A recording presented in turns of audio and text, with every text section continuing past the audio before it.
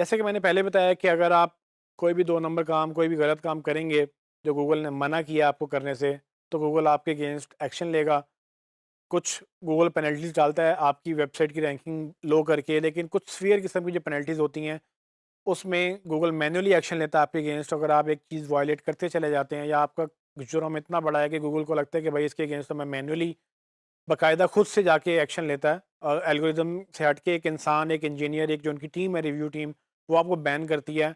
वो एक बड़ी डेंजर सिचुएशन है। अव्वल तो आपको यहाँ तक आना नहीं चाहिए, लेकिन अगर आप आ चुके हैं तो गूगल आपको एक वे आउट भी देता है कि आप किस तरह से अपनी रिकंसिडर करवा सकते हैं। रिकंसिडरेशन का मतलब ये है कि गूगल उसको बाकायदा मैयर करेगा, जज करेगा, उसको एवेल्युएट करेगा। जब एवेल्यूएशन में आप पास होंगे तब वो आपको अलाउ करेगा। उस एवेल्यूएशन के प्रोसीजर से गुजरना, वो प्रोसीजर क्या है वो मैं इस टॉपिक में आपको एक्सप्लेन कर दूंगा। लेकिन एक इस ये बड़ा पेनफुल प्रोसेस है, और ये पेनफुल होने का मतलब ये है कि बेसिकली जब आप ये काम करेंगे तो इसमें काफ़ी टाइम लगेगा आपको, काफ़ी चीज़ें जो हैं आपके रिसोर्सेज भी सर्फ होंगे। अव्वल तो अगर आप अपनी वेबसाइट कर रहे हैं तो मैं आपको रिकमेंड करूँगा कि आप ऐसा काम दोबारा ना करें और एक नई वेबसाइट चला लें तो ज़्यादा बेहतर है। लेकिन अगर आपको एक एज अ जॉब ये करनी पड़ती है, अगर आपको क्लाइंट पैसे देने को तैयार है, तो आप एज अ सर्विस भी इसको सेल कर सकते हैं। आप उनको बता सकते हैं कि भाई आपकी वेबसाइट अगर बैंड है तो मैं आपकी वेबसाइट रिकवर करवा सकता हूँ। आप इसको अगर स्टडी कर लेंगे प्रॉपर्ली तो ये आप एज अ सर्विस सेल कर सकते हैं, क्योंकि ये बहुत कम लोग हैं जो इस सर्विस को बेचते हैं। सो क्या वो टॉपिक्स हैं, तो मतलब ये डिटेल में मैं आपको लिंक दे दूँगा जहाँ से आप जाके पढ़ सकेंगे। मैं ओवरव्यू आपको समरी में बता सकता हूँ कि ये क्या-क्या गूगल कहता है। सो गूगल जब भी आपको बैन करेगा तो आपकी वायलेशन की बताएगा कि वो क्या वायलेशन है। तो आपने रिकवरी के लिए बेसिकली क्या करना होता है कि आपने वो वायलेशन जो है जहाँ-जहाँ जिस-जिस पेजेज़ पे वायलेशन हुई है, वहाँ से आप वायलेशन ख़त्म करेंगे। और वायलेशन की सेवेरिटी क्या है, उसकी नेचर क्या है, वो अब आपको पता है। ये गूगल ने जो आपको एरर दिया है वो आपको पता चल जाएगा कि किस तरह से आपकी वायलेशन हुई है। उसको आप रिमूव करेंगे सारे पेजेस से पर से।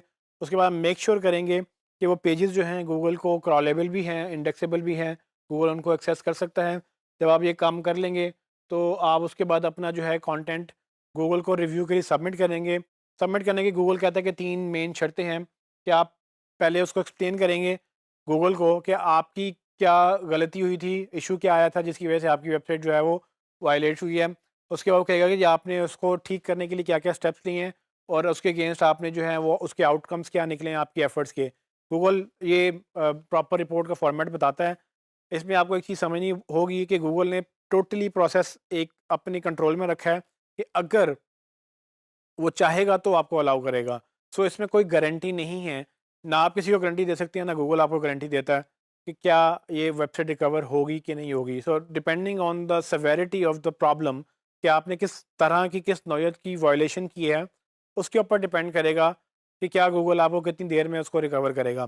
तो इसमें महीने भी लग सकते हैं, इसमें दिन भी लग सकते हैं, इसमें हो सकता है कि 1 हफ्ते के अंदर ही आप रिकवर कर जाएँ, अपनी वो वेबसाइट मतलब वो रिज़्यूम करवा लें।